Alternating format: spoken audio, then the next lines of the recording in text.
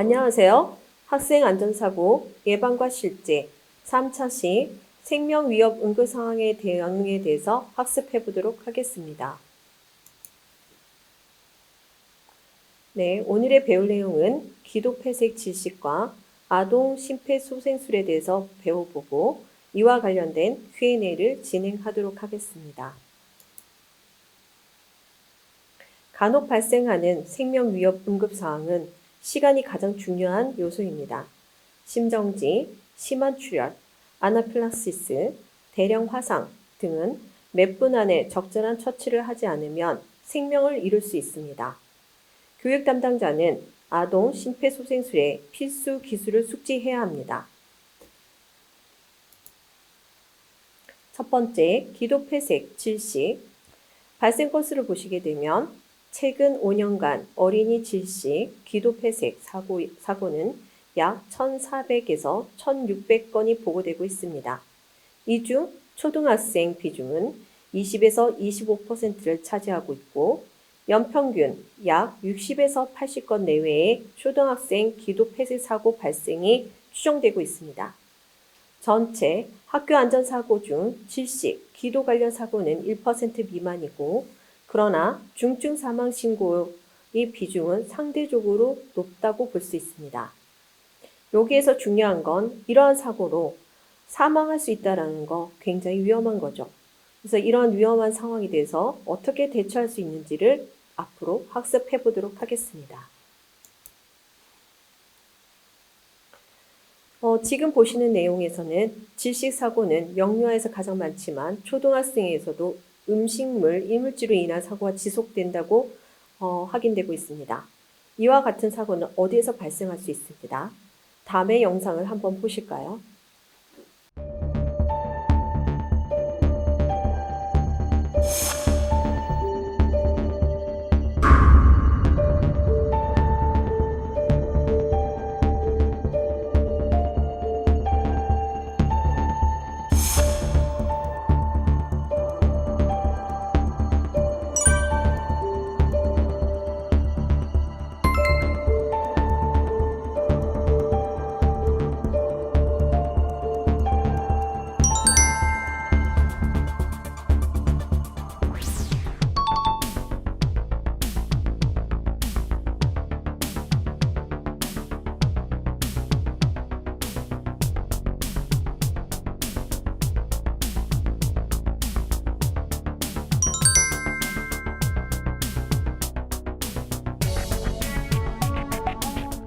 기도 폐색, 질식, 초등학교에서 기도 관련 사고 사건은 급식, 간식 시간에서 보통 발생됩니다. 이 시간대에 발생되는 게 60%에 해당되고요. 그 중에서 떡, 젤리, 포도, 소세지, 사탕류에 의해서 질식 사고가 많이 빈번히 발생합니다. 급하게 먹거나 장난하며 먹거나 할 때 가장 위험합니다. 이물질 흡입의 내용에서는 연필캡, 지우개, 조각, 작은 장난감, 놀이 중에 입에 물고 있다가 활동하다가 흡입하는 경우가 있습니다. 활동 중에 우발적으로 흡입하는 경우는 뛰거나 웃는 상태에서 음식물을 흡입하거나 물놀이, 체육활동 중 사탕, 껌 섭취 후에 사고가 발생되기도 합니다.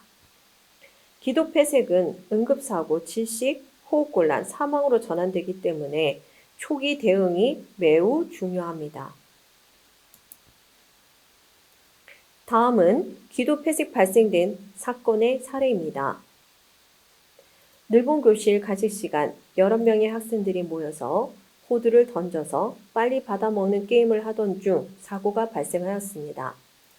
학생들은 음식을 손으로 던져 서로 받아먹으며 장난을 치고 있었고 한 학생이 공중에서 날아온 호두를 급하게 입으로 받아먹으려는 순간 갑자기 움직임을 멈추었습니다. 해당 학생은 갑자기 말을 하지 못하고 숨을 쉬기 힘든 모습을 보이며 양손으로 자신의 목을 감싸 쥐는 행동을 하였습니다. 기침 소리는 거의 들리지 않았고 숨소리 또한 거칠고 비정상적으로 들렸습니다. 학생의 얼굴에서는 당황한 표정을 나타냈고 주변 친구들은 이상 상황을 인지하고 멈춰서게 되었습니다. 이를 목격한 돌봄교사는 학생이 음식물로 인해 기도폐색을 발생한 응급 상황임을 즉시 인지하였고 지체 없이 응급 대응을 시작해야 하는 상황에 놓이게 되었습니다. 이러한 기도폐색에서는 골든타임이 4에서 6분 정도인데요. 4분 이내에 만약에 호흡이 곤란이 돼서 산소가 뇌로 돌아가지 못한다면 뇌 손상이 발생하게 됩니다. 6분 이후부터는 뇌 손상이 급증으로 증가하게 되고 10분 이후에는 생명까지 위협하게 됩니다. 그렇기 때문에 초기 대응이 너무너무 중요한 상황입니다. 그럼 기도 폐색이 발생했을 때 우선적으로 부분 폐색이냐 완전 폐색이냐 구별을 해야 합니다. 말할 수가 있다면 완전 부분 폐색이지만 완전 폐색에서는 말하는 것도 불가능합니다. 그 완전 폐색일 때는 기침을 할 수가 없고 소리를 낼 수가 없으며 얼굴은 창백해지게 됩니다. 의식이 흐려지고 이럴 때 대응은 즉시 하임리 기법을 적용해야 합니다. 그래서 도시카를 보시게 되면 학생이 쇼킹 현상, 목을 잡아서 굉장히 숨이 차고 답답해하는 것을 얘기했을 때 학생이 기침을 하고 말을 할 수 있다면 부분 폐색을 의심해야 됩니다. 근데 말을 못하고 얼굴이 파랗게 창백해지기 시작하면 즉시 응급으로 하임리법을 적용해야 합니다.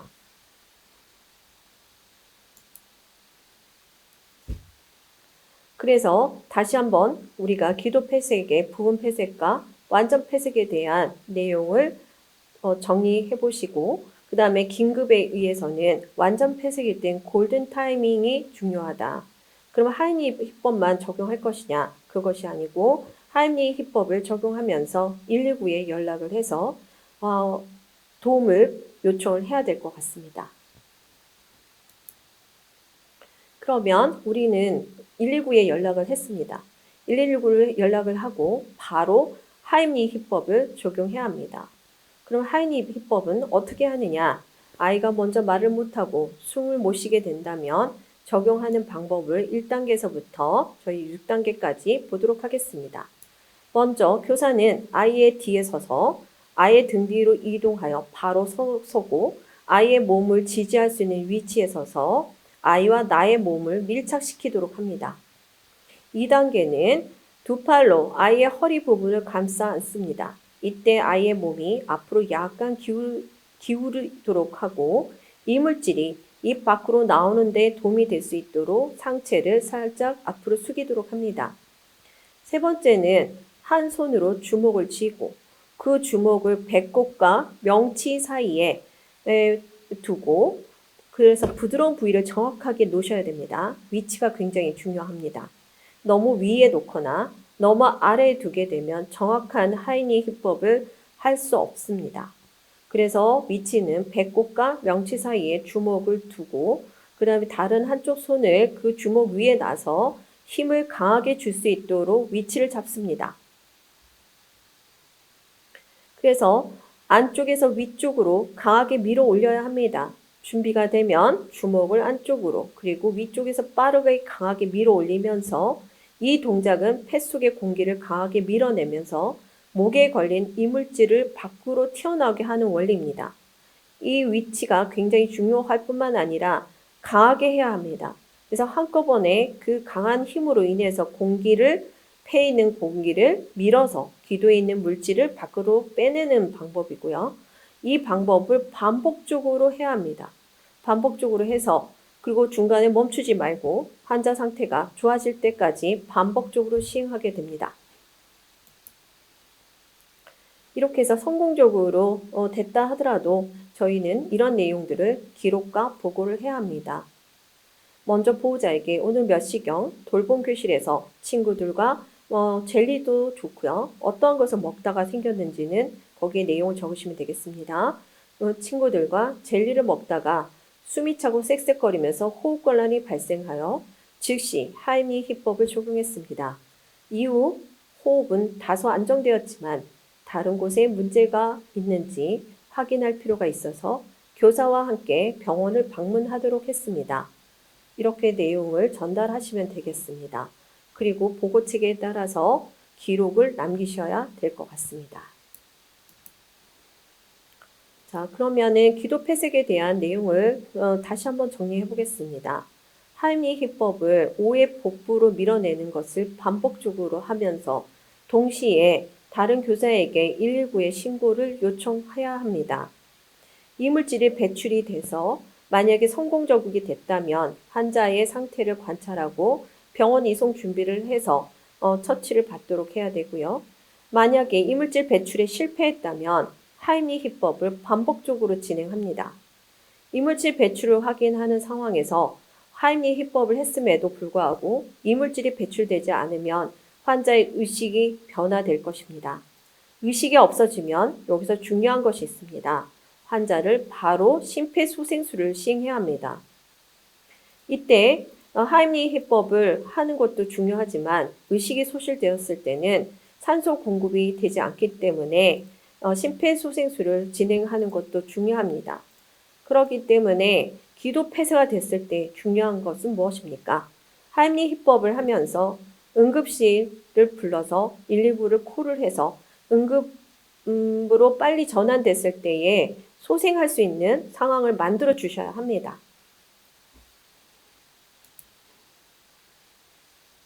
그래서 기록의 보고도 중요한데요. 여기 기록이 다시 한번 정리를 해보면 학부모에게 연락을 해야 하고 보건교사나 관리자에 보고해야 하고 안전사고 일지도 작성해야 합니다. 그다음에 사후 처치로는 병원에 이송을 권장하고 그다음에 이렇게 호흡이 돌아왔다 하더라도 강한 복부 압박인 하임리 히법으로 인해 내장 기관에 손상이 갔을 수 있으므로 반드시 병원 진료를 받도록 안내하는 것이 중요합니다. 네, 이렇게 해서 환자의 기록 보고까지 완성하시는 것을 기억하셔야 될 것 같습니다. 다음은 sinh命을 위협하는 응급 상황에서 가장 중요한 아동 심폐소생술에 대해서 배워보도록 하겠습니다. 심정지는 학교에서 극히 드물지만 일어날 수 있습니다. 전 세계적으로 학교에서 발생하는 심정지는 0.17건, 그러니까 10만 명당 0.17건에 해당됩니다. 그리고 실제로 학교에서 발생하는 심정지 상태는 우리나라에서는 극히 드뭅니다. 드물지만 좀 전에 앞에서 배운 것처럼 기도 질식은 우리나라 안전사고의 다빈도입니다. 근데 이런 사고가 났을 때 하임리 히법이 실패했을 경우에는 심폐소생술로 바로 연결되어야 되기 때문에 우리가 아동 심폐소생술에 대한 기본적인 지식과 그 다음에 시행을 할 수 있도록 항상 준비되어야 되겠습니다. 아동이 심폐소생술이 대상되는 상황은 어떤 것이 있을까요? 순수 심장 이상으로 인한 심정지, 선천적이거나 심장질환을 가진 아이에게서 발생될 수 있습니다.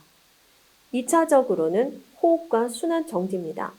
중증호흡곤란, 앞에서 배웠던 아나필락스 샥인 경우에도 여기에 해당됩니다. 쇼크, 대량출혈, 중증 알레르기, 중증 외상에 의한 순환 정지도 해당됩니다. 즉, 심장 자체 문제보다는 다른 위급 상황의 최종 결과로 나타날 수 있기 때문에 아동 심폐소생술에 대한 경각심을 가지시고 학습해두어야 하겠습니다. 다음은 아동의 심폐소생술에 대한 교육 자료입니다. 이 내용을 보신 후 상세한 설명을 진행하도록 하겠습니다.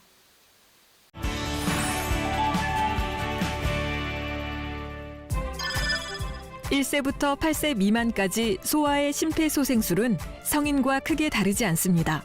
다만 강도의 차이일 뿐입니다. 옷을 벗겨 가슴을 드러냅니다. 그리고 성인과 마찬가지로 가슴뼈의 아래쪽 2분의 1 부분에 손 뒤꿈치를 올리고 팔을 수직으로 쭉 펴니다. 한 손 또는 두 손을 사용해 분당 100회에서 120회의 속도로 가슴 압박 30회를 실시합니다. 중요한 것은 소아의 경우 성인보다 가슴의 두께가 작기 때문에 가슴 전후 두께의 최소 3분의 1 이상, 그러니까 4에서 5cm의 깊이로 압박을 해야 한다는 것입니다. 숨을 불어넣는 방법 역시 다르진 않은데요. 기도를 확보한 후에 코를 막고 입으로 1초씩 2회에 걸쳐 숨을 불어넣습니다. 이때 너무 세게 불지 않도록 주의하세요. 하나, 둘, 셋, 넷, 다섯, 여섯, 일곱, 여덟, 아홉, 열, 열하나, 열둘, 열셋, 열넷, 열다섯, 열여섯, 열일곱, 열여덟, 열아홉, 스물, 스물하나, 스물둘, 스물셋, 스물넷, 스물다섯, 스물여섯, 스물일곱, 스물여덟, 스물아홉, 서른.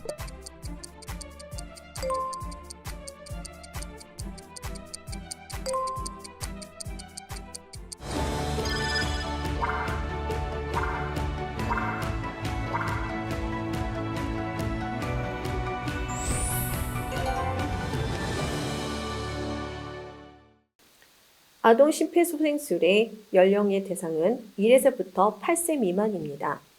핵심 포인트는 성인 심폐소생술과 유사하지만 압박의 강도랑 세기가 차이가 있습니다. 이 부분이 굉장히 성인과 다르다는 것입니다. 그래서 먼저 가슴 압박 준비 자세입니다. 압박할 위치는 성인과 마찬가지로 가슴뼈의 아래쪽 2분의 1 부분입니다.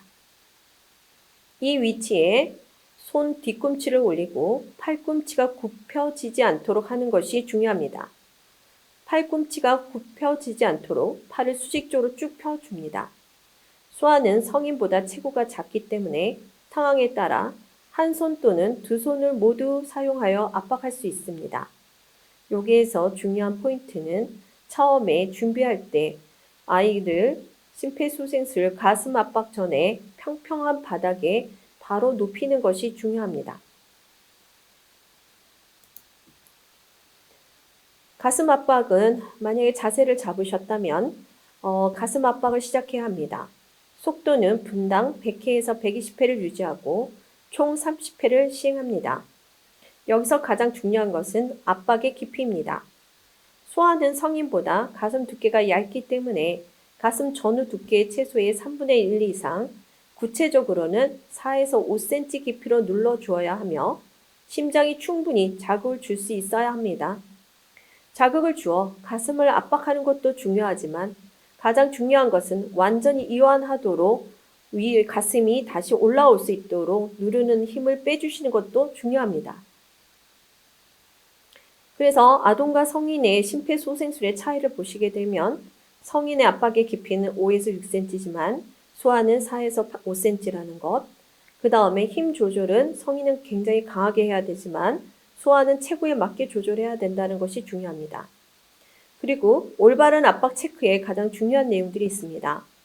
손 뒤꿈치가 정확한 위치에 있는지, 팔이 수직으로 펴고 있는지, 그 4에서 5cm 정도 깊이로 압박을 하고 있는지, 압박 후에 완전히 이완될 수 있도록 손을 올려주는지, 속도가 분당 100에서 120회인지, 그걸 30회를 중단 없이 하고 있는지, 이러한 것을 체크하셔야 합니다.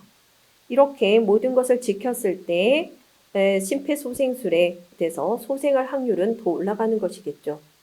그래서 올바른 압박의 방법을 숙지하고 있는 것은 매우 중요한 일입니다. 30회의 압박이 끝나면 인공호흡을 시행합니다. 먼저 기도를 확보하고 공기를 새지 않도록 코를 막습니다. 그 이후에 입을 대고 1초에 총 2회까지 걸쳐 숨을 불어넣습니다. 이때 주의할 점은 아이의 폐가 작기 때문에 너무 세게 불지 않도록 조절하는 것이 중요합니다. 아동 심폐소생술의 요약 및 실습을 다시 해보겠습니다. 압박은 가슴뼈 아래에 2분의 1 위치에서 4에서 5cm, 횟수는 30회를 하고 바로 이어서 호흡을 2회로 불어넣는데 과도하게 세게 불어넣지 않고 호흡이 새지 않도록 코를 막고 합니다. 이러한 사이클이 구급대원이 도착할 때까지 계속 진행해야 하겠습니다. 압박의 강도와 세기는 굉장히 중요한데요. 또 중요한 것은 간격도 중요합니다. 그래서 우리가 숫자를 세르면서 하게 되죠. 하나, 둘, 셋, 넷 이렇게 숫자를 세르면서 압박을 했을 때 일정한 간격과 시간대를 두고서 하는 것이 굉장히 중요하기 때문에 꼭 소리를 내어서 하나, 둘, 셋, 넷 외치면서 압박을 진행해야 되겠습니다.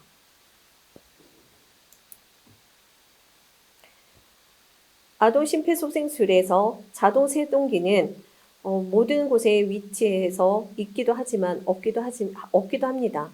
네, 자동 세동기까지 할 수 있다면 아이가 진짜 실제적으로 응급 상황에 심폐소생을 해야 되는 상황에서 자동 세동기까지 할 수 있다면 아이를 살릴 수 있는 확률은 증가하게 됩니다. 그래서 심폐소생술을 위한 자동 충격기 사용에는 주의가 필요합니다. 먼저 1단계 AED를 갖고 오게 되죠. 이 AED가 자동 심장 충격기를 우리는 AED라고 합니다. 네, 2단계에는 먼저 AED를 갖고 오고 2단계에서는 전원을 켭니다. 3단계에 그동안 패드를 부착시키는데 성인은 좌측에 붙이고 그 다음에 좌측과 우측에 붙이게 되어 있는데요. 근데 소아는 하나는 가슴 쪽에 붙이고 하나는 등 뒤에 붙이는 걸로 하기도 합니다. 그래서 일단은 환자의 패드를 붙이고 나면 AED 음성에서 심장 리듬을 분석하고 있습니다. 환자에게 떨어지세요 라고 분석을 하고 나면 그때는 환자 몸에서 손을 떼셔야 됩니다. 그리고 환자를 절대 만지지 않으셔야 되고요. 분석하고 나면 바로 AED가 직접 환자에게 샥을 주기도 하죠. 이때 보통 5초에서 10초 정도 걸립니다. 이 샥을 주는 동안은 CPR은 중단되어야 합니다. 자, 샥을 줬죠. 그러면 다시 리듬이 정상으로 돌아오지 않고 환자가 의식이 없다면 계속적으로 다시 CPR를 시행해야 합니다.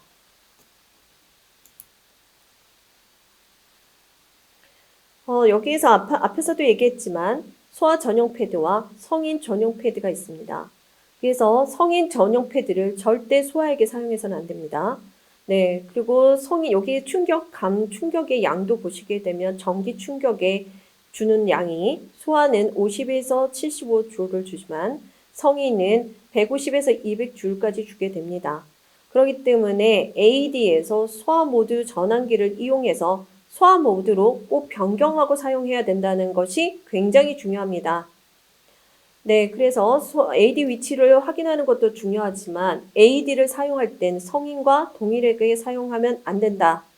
그렇기 때문에 8세 이하 어린이는 소아 전용 패드가 있나요? 소아 모드 기능이 있나요? 이렇게 돼서 요거 체크가 yes가 되면 사용이 가능한데 만약에 성인 패드로 가는 경우에는 굉장히 위험하기 때문에 그렇게 해서 소아 1에서부터 8세 아이들은 성인 패드를 절대 사용해서는 안 되겠습니다. 네, 그다음 이와 관련된 기록의 보고를 보겠습니다. 오늘 몇 시경 늘봄 돌봄 교실에서 아이가 반응과 호흡이 없어서 즉시 119에 신고하였고 심폐소생술을 시행하였습니다. 구급대 도착 후 병원으로 이송되었으며 현재까지 조치 내용을 모두 기록해두었습니다. 네, 심폐소생술이 발생하게 되면 법적인 문제도 생길 수 있습니다. 이런 교사의 법적, 전문적 보호를 위해서라도 기록은 굉장히 중요합니다. 오늘의 배운 내용을 다시 정리해 보도록 하겠습니다. 학교에서의 심정지, 기도 폐색 등은 발생 빈도는 낮지만 수분 내에 적절한 대응이 생명을 좌우하는 중대한 응급 상황입니다. 기도 폐색은 초등학교 학생에게 연평균 60에서 80건 내외 발생하며 급식, 간식 시간에 가장 많이 발생하므로 이렇게 발생할 경우에 즉시 합리 희법을 시행해야 합니다. 의식소실 시는 즉시 CPR로 전환하며 반응이 없고 정상 호흡이 없음이 CPR 시작의 핵심 기준입니다. 아동의 CPR은 성인과 원리는 같으나 압박의 깊이와 체격을 고려해서 시행해야 합니다. 모든 응급처치 후에는 기록, 보호자 전달, 학교 관리자 보고, 사후 관찰까지 수행해야 하며 이는 아동의 안전과 교사의 전문직 보호를 위해서 필수적인 과정이 되겠습니다. 지금까지 학생안전사고 예방과 실제 3차 시 생명위협 응급상황 대응 내용을 함께 살펴보았습니다.